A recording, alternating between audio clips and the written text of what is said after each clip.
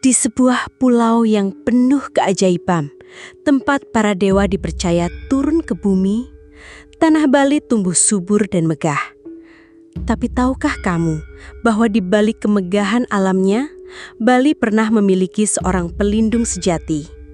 Seorang manusia, atau mungkin lebih dari itu, bernama Kebo Iwa.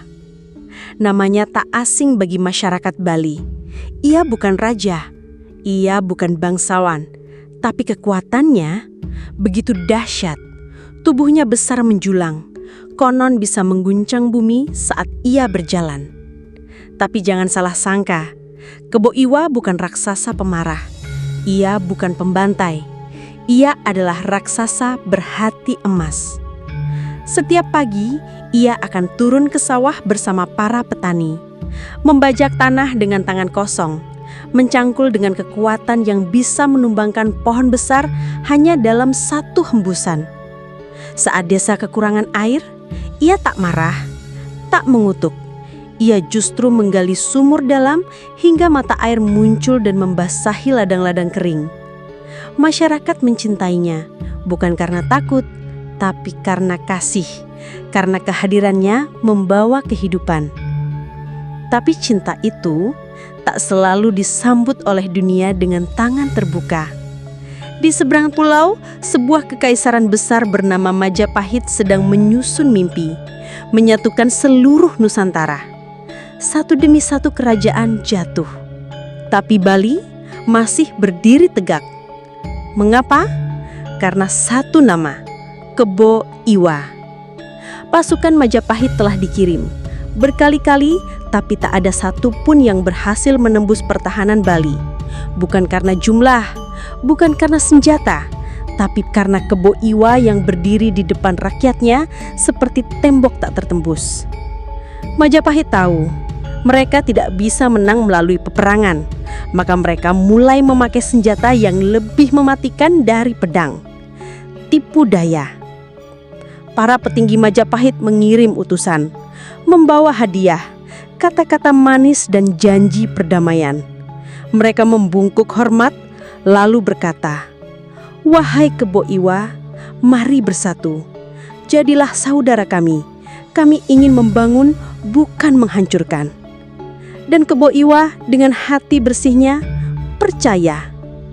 Ia pergi ke Majapahit sebagai tamu hormat, disambut dengan mewah, makanan melimpah, puji-pujian yang tak putus.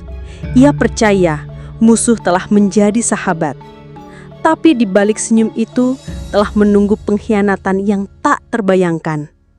Di suatu pagi, Raja Majapahit memanggilnya. "Kebo Iwa, kami sedang membangun istana, tapi tanah di sini rapuh. Kami butuh lubang besar dan kuat untuk fondasi." Kebo Iwa tersenyum. Ia bangkit. Ia menggali dalam dan semakin dalam. Tak ada curiga, tak ada waspada. Ketika lubang sudah sedalam tubuhnya sendiri, ia berhenti sejenak untuk beristirahat. Duduk di dasar lubang yang ia gali dengan tangan penuh tanah. Saat itulah rencana jahat Majapahit dimulai. Ratusan gentong air dan batu dituangkan. Lubang itu ditutup perlahan, bukan oleh musuh, tapi oleh tangan yang ia anggap saudara. Kebo Iwa terkubur, hidup-hidup. Langit Bali berubah gelap, tanah bergetar. Rakyat di kampung-kampung menangis. Sang pelindung telah pergi. Majapahit akhirnya menaklukkan Bali, tapi kemenangan itu dibayar dengan pengkhianatan terbesar dalam sejarah Nusantara. Tapi apakah itu akhir kisahnya? Tidak. Di hati rakyat Bali, nama Kebo Iwa tak pernah mati.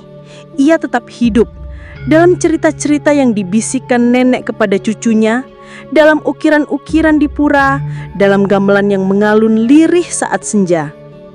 Kata mereka, jika kamu berjalan sendirian di tepi sawah yang sunyi dan angin tiba-tiba membisikkan namamu, mungkin itu Kebo Iwa. Ia belum benar-benar pergi. Ia hanya bersemayam menunggu saat Bali kembali memanggilnya. Ia adalah pelindung yang dikhianati, tapi juga jiwa yang abadi. Ia bukan hanya legenda, ia adalah pesan bahwa kekuatan sejati bukan untuk menghancurkan, tapi untuk melindungi, dan bahwa pengkhianatan, sekejam apapun, tak akan pernah mampu memadamkan cinta sejati pada tanah air. Legenda Kebo Iwa adalah cermin dari masa lalu yang masih memantulkan pesan untuk kita hari ini, tentang percayaan, tentang pengorbanan, tentang bagaimana dunia kadang mengutuk yang baik justru karena takut pada kekuatan yang tak bisa mereka kendalikan. Jadi, jika suatu hari kamu merasa dunia tak adil, ingatlah Kebo Iwa. Ia tidak marah, ia tidak membalas, tapi ia tetap menjadi pelindung, bahkan setelah dikhianati. Itulah kekuatan sejati. Itulah warisan Bali. Itulah Kebo Iwa.